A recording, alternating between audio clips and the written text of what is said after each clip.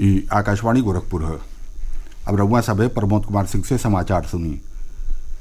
मऊ के घोसी विधानसभा के उपचुनाव में जीत हासिल करे बदे सज्जो दल प्रचार में जुट गईल हवें।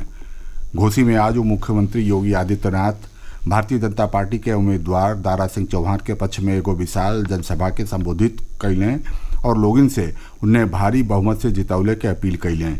घोसी के आध्यात्मिक, राजनीतिक और साहित्यिक धरोहर के याद करत श्री योगी कहलें कि दुनिया भारत के प्रधानमंत्री नरेंद्र मोदी के ओरी आशा भरल नजरी से देखे ले। प्रधानमंत्री नरेंद्र मोदी के अगुवाई में भारत लगातार आगे बढ़ रहा हो। वहाँ के कहली कि भारतीय जनता पार्टी का सरकार बिना कोनो भेदभाव के सज्जो पात्र लोगन के जन कल्याणकारी योजना का लाभ पहुँचा रहा हो। श्री योगी कहलें कि प्रदेश में जंगल राज, गुंडा राज, भ्रष्टाचार और माफियन के खत्म कई के कानून के राज स्थापित कईल गई हो। जनसभा में भारतीय जनता पार्टी का प्रदेश अध्यक्ष भूपेंद्र चौधरी के सतही प्रदेश सरकार का कई गो मंत्री और सहयोगी दलन के नेता मौजूद रहने। वहीं दूसरका और समाजवादी पार्टी के नेता अपने उम्मीदवार सुधाकर सिंह के पक्ष में प्रचार कर रहा हवें। यह विधानसभा सीट पर 5 सितंबर के वोट पड़ी और 8 सितंबर के वोटे का गिनती हुई। भारत का पहला सोलर मिशन आदित्य L1 आजू श्रीहरिकोटा से सफलता के साथ लॉन्च कर दिहल गई। 1 घंटा से ज़्यादा का जतरा के बाद एके निर्धारित कक्षा में स्थापित कईल गई। आदित्य L1 के जरिए सूरज के बारे में ढेरी से ढेरी जानकारी जुटावले के कोशिश हुई।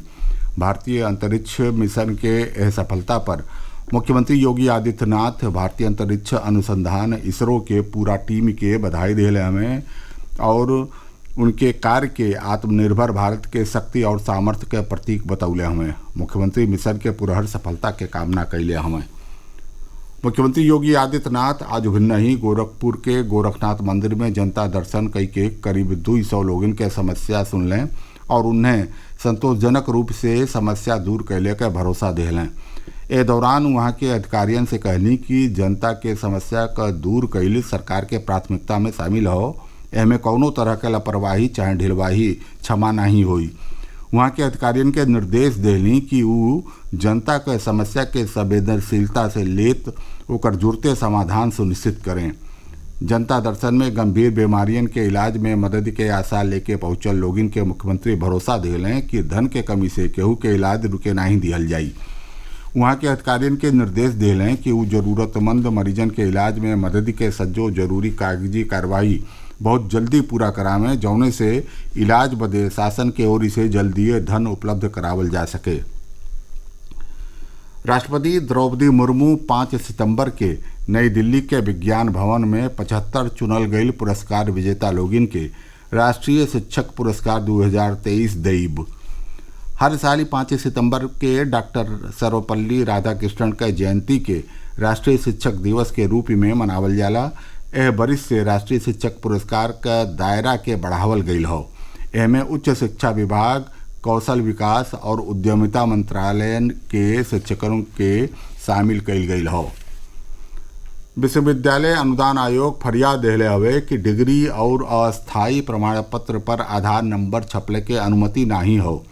ये स्पष्टीकरण ओह मीडिया रिपोर्ट के संदर्भ में आयल हो जिसमें कहल गई हो कि राज्य सरकार विश्वविद्यालय के ओर से विद्यार्थियों के जारी कईल जाए वाला अस्थायी प्रमाण पत्र और डिग्रियन पर पूरा आधार नंबर छपले के विचार कर रहा हो। विश्वविद्यालय के लिखल गई एगो चिट्ठी में यूजीसी आधार विनियमन का हवाला देत कहले हवे कि आधार नंबर रखे वाली कौनहू संस्था कौनहू डाटाबेस चाहे रिकॉर्ड के सार्वजनिक नहीं करी जबले नंबर के उचित जरिया से संशोधित चाहे ब्लैकआउट नहीं कईल गई हो।